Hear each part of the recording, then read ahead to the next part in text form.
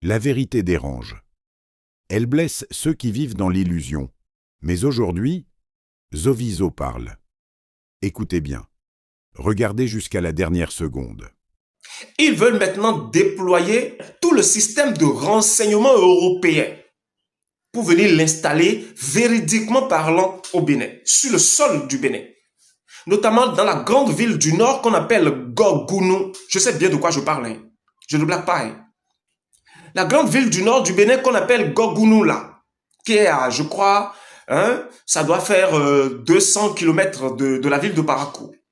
Cette commune fait frontière entre Kandi, voilà, Kandi et, comment s'appelle, et la commune de Bembereke, voilà, si je ne me trompe pas bien sûr.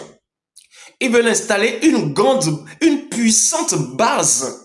Mais cette base ne sera pas une base forcément militaire. Non, mais tout à l'heure, l'État béninois va commencer à faire des navettes pour maintenant se rendre là-bas. Ils vont vous parler de la haute technologie que le Bénin veut commencer à développer au sein même du nord du Bénin. Détrompez-vous, c'est la France, pour ne pas dire l'Union européenne, qui est en train d'apporter tout son armement sophistiqué de renseignement pour juste essayer de déstabiliser la l'AES.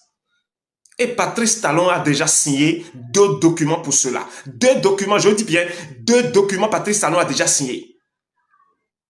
Hier, aujourd'hui, pour cela. En ce qui concerne la Côte d'Ivoire maintenant, elle veut renforcer son armée. Elle veut renforcer son armée. De quelle manière veut-il le faire? Vous allez voir dans l'armée de la Côte d'Ivoire, il y aura des Européens, pas forcément les Français, hein, mais les Européens, les hauts gradés de l'Europe, qui viendront ici et qui deviendront, comment le dit, des agents dans la force spéciale de l'armée ivoirienne.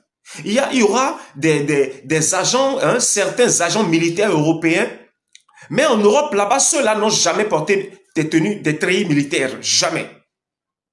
Mais sont des agents de services secrets. Ils sont basés surtout dans le domaine de la technologie.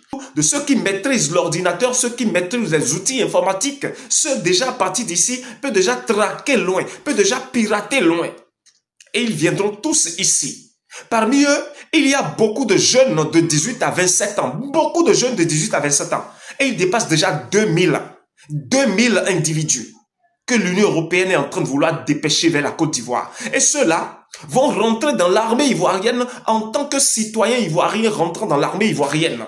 Et tous leurs documents, ils sont déjà en train de le faire. Ils sont déjà en train de faire tous leurs documents.